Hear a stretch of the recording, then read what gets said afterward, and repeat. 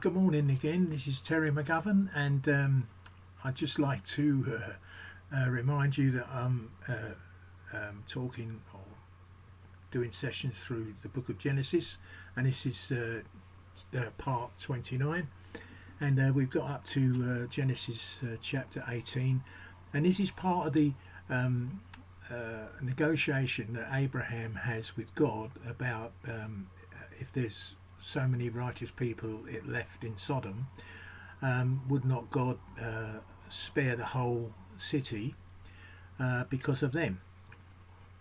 Now, part of this negotiation is quite strange, really, because he's just fed, Abraham has just fed the two angels and the God incarnate, and they're just about to move off, and the two angels start to go towards Sodom because there's an outcry about the sin in the city. And God heard the outcry and was coming down to visit to see how bad it really was. Now, to see if it was real. Now, God decides in his wisdom to share his plans with Abraham, because Abraham was God's chosen, and God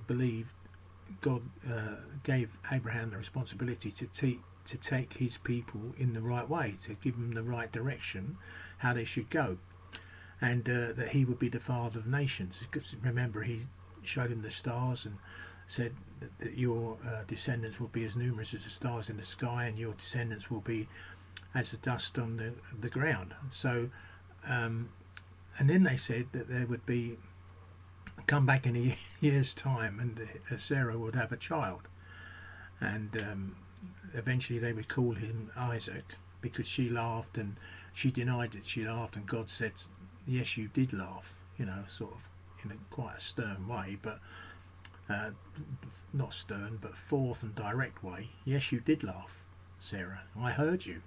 And anyway, now God decides to share the plans he has for Sodom if what is heard is true. Now, Abraham decides to go into this negotiation with starting off with 50, and he says, let me just read some. Then the men got up from their meal and looked towards Sodom. As they left, Abraham went with them and to send them on their way.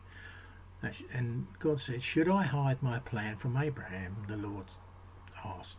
For Abraham will certainly become a great and mighty nation, and all the nations of the earth will be blessed through him. I have singled him out so that he will direct his sons and their families to keep the way of the Lord by doing what is right and just. Then I will do for Abraham all that I have promised. So the Lord told Abraham, I have heard a great cry from Sodom and Gomorrah because their sin is so flagrant.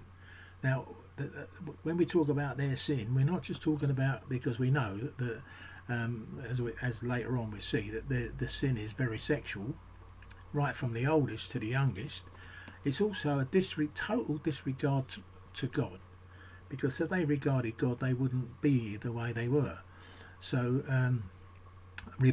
in other words, rebellion against God. They were rebelling against God's, if you like, God's way of life for them.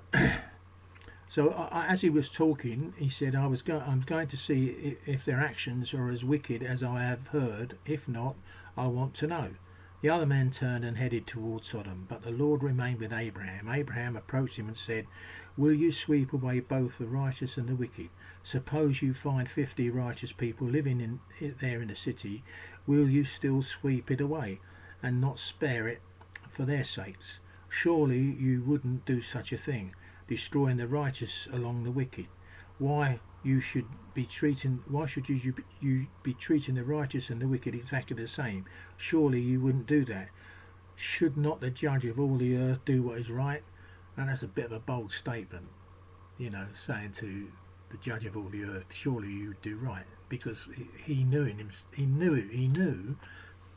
that God wouldn't judge the righteous and the wicked in the same breath. He was hoping upon hope. It's a bit like today when we see situations, because he goes right all the way down right to 10.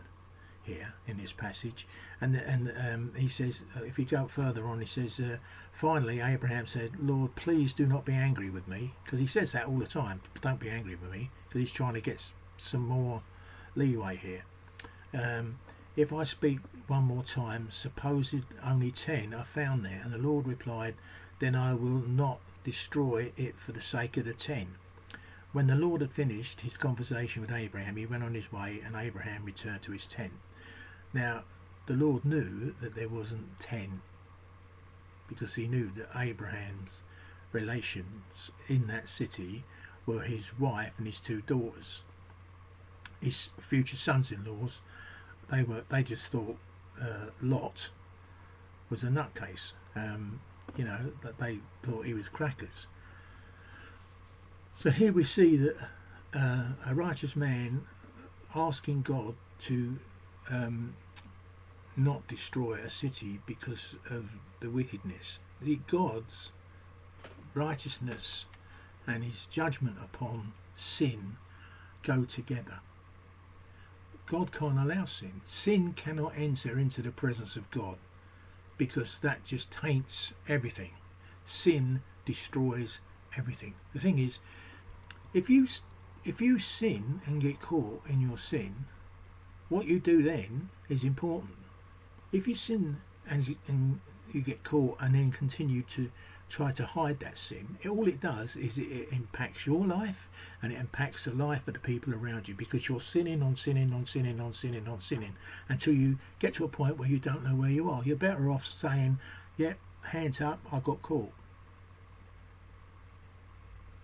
And see what Jesus does on the cross, he puts his hands up, and he's willing to die for the sin of the world.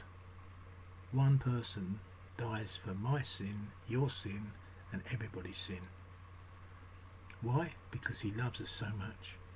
See, he didn't look at 50, he didn't look at 20, 30, 10. He looked at me. As far as I'm concerned, Jesus gave me his righteousness, and he took my sin. He gave me his righteousness and took my sin. He covered my sin with his blood, that I will ever be with God forever. That can be the same for each one of us.